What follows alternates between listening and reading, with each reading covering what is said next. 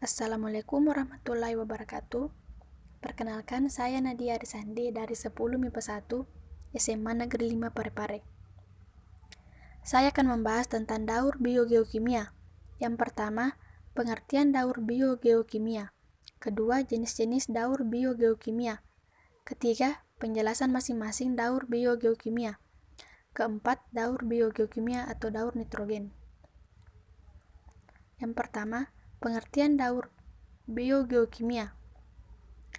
Daur biogeokimia atau daur organik-anorganik adalah siklus unsur atau senyawa kimia yang berasal dari komponen abiotik menuju ke komponen biotik dan kembali lagi ke komponen abiotik. Medium penyaluran terdiri dari organisme yang dibantu oleh reaksi-reaksi kimia dalam lingkungan abiotik. Dan yang kedua, jenis-jenis daur biogeokimia. Daur air atau daur hidrologi, daur fosfor, daur sulfur, daur nitrogen, dan daur karbon. Ketiga, penjelasan masing-masing jenis-jenis daur biogeokimia. Yang pertama, daur air. Daur air merupakan pergerakan dari bumi menuju atmosfer dan kembali lagi ke bumi yang terjadi secara terus-menerus membentuk sirkulasi. Daur air ini terjadi dengan sinar matahari yang menguapkan air yang ada di laut, sungai, dan danau yang disebut evaporasi. Air tersebut akan menjadi uap air dan naik ke atmosfer menjadi partikel es atau titik-titik air. Hal ini disebabkan karena suhu di atmosfer sangat rendah. Partikel-partikel air ini akan membentuk awan yang dikenal dengan kondensasi. Saat udara tidak mampu menahan titik-titik air ini, akan jatuh sebagai hujan atau salju yang disebut presipitasi. Kedua, daur fosfor. Daur fosfor merupakan pergerakan fosfor dari atmosfer ke bumi dan kembali lagi ke atmosfer yang terjadi secara terus-menerus membentuk sirkulasi. Daur fosfor memiliki kemampuan untuk membentuk ikatan kimia berenergi tinggi dan daur fosfor ini sangat penting dalam transformasi energi pada sebuah organisme. Daur fosfor dimulai dari adanya fosfat anorganik yang berada di tanah yang diserap oleh tumbuhan. Hewani yang memakan tumbuhan akan memperoleh fosfor dari tumbuhan yang dimakannya.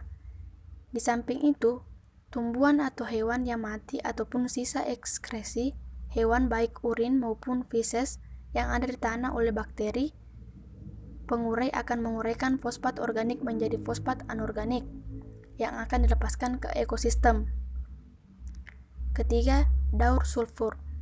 Daur sulfur merupakan pergerakan sulfur dari atmosfer ke bumi dan kembali lagi ke atmosfer yang terjadi secara terus-menerus membentuk sirkulasi. Dalam tubuh organisme, belerang merupakan unsur penyusun protein, sedangkan di alam, baik belerang atau sulfur terkandung dalam tanah yang berbentuk mineral, tanah dan di atmosfer dalam bentuk gas sulfur dioksida.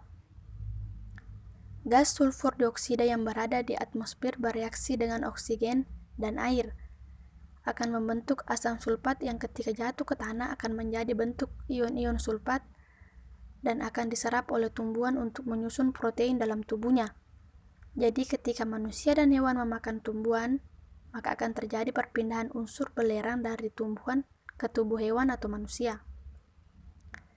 Dan yang keempat, daur nitrogen.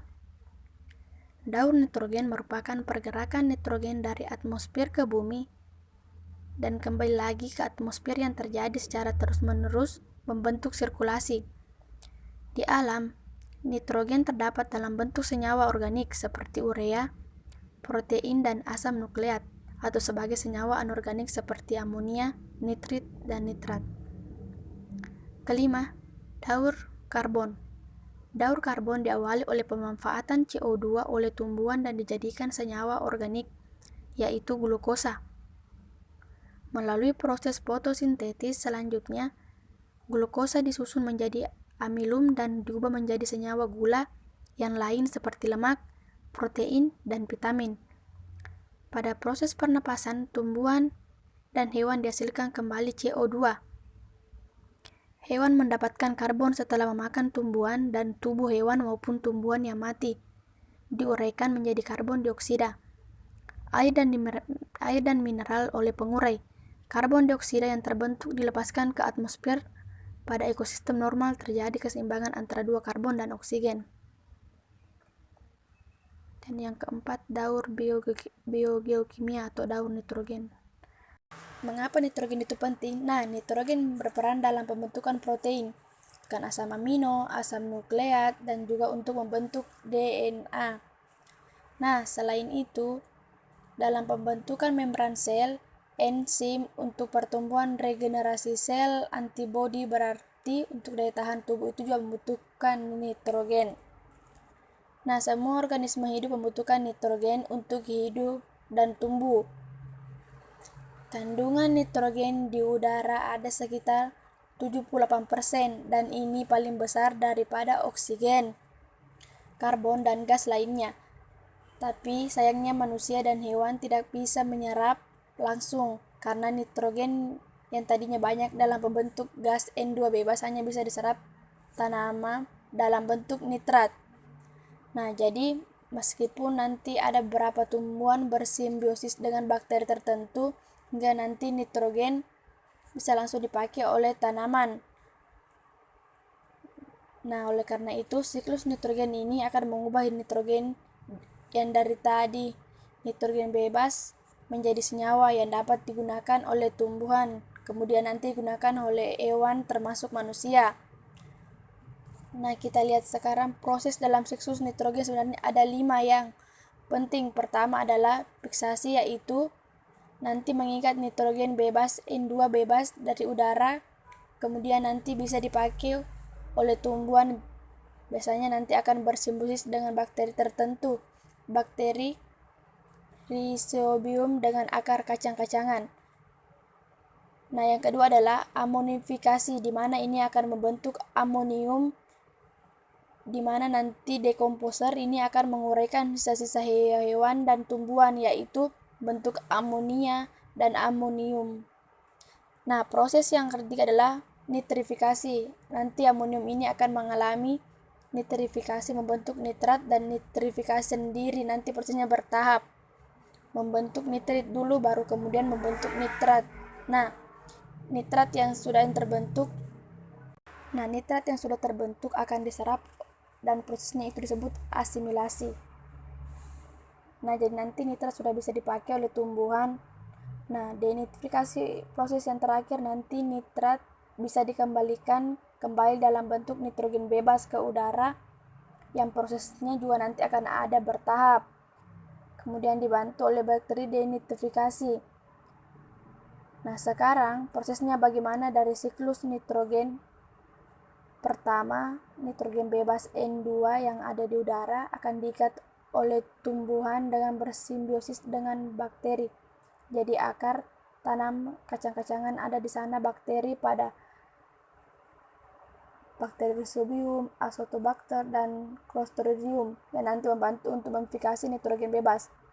Nah, Anabaenia juga akan bersimbiosis dengan paku air. Azolla dan Pakis haji juga akan membantu fiksasi nitrogen. Jadi kemudian setelah nanti nitrat ada di dalam tubuh tumbuhan, nitrogen ya, tumbuhan akan dimakan herbivora melalui rantai makanan, nanti akan berpisah. Sisa tumbuhan dan hewan termasuk ekstrak, kemudian segala sesuatu nanti akan diuraikan. Nah, hasil penguraiannya nanti yang menghasilkan amonium dan gas amoniak. Nah, selanjutnya nanti amonia akan dioksida menjadi nitrit oleh bakteri. Nitrit prosesnya disebut dengan nitritasi, dan bakterinya apa? Nitrosomonas dan Nitrosococcus. Nah, selanjutnya nitrit akan jadi nitrat oleh bakteri. Nitrat prosesnya disebut dengan nitrasi. Bakterinya apa? Nitrobacter. Nah, nitritasi dan nitratasi itulah yang disebut dengan nitrifikasi. Nah, selanjutnya tumbuhan menyerap nitrat dari tanah, dalam prosesnya tadi disebut dengan asimilasi. Nah, kemudian tumbuhan dimakan oleh konsumen pertama, berarti senyawa nitrogen pindah ke herbivora. Hewan herbivora begitu juga dengan nanti konsumen berikutnya. Setelah itu kilat atau petir juga dapat menyebabkan nitrogen bebas.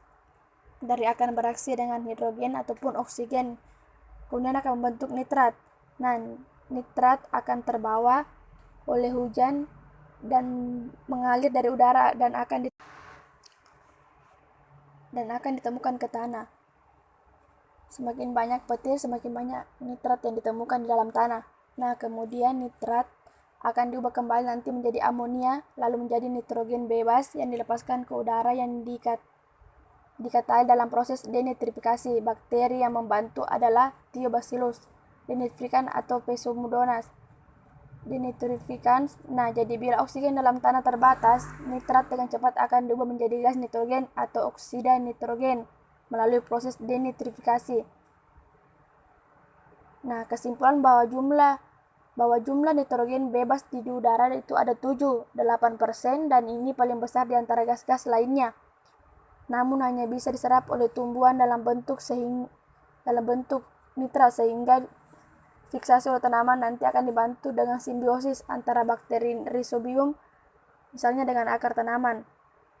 Nah, petir juga akan menyebabkan terbentuknya nitrat, sehingga nitrat juga terdapat di dalam tanah tanpa proses tadi nitrisasi dan sebagainya.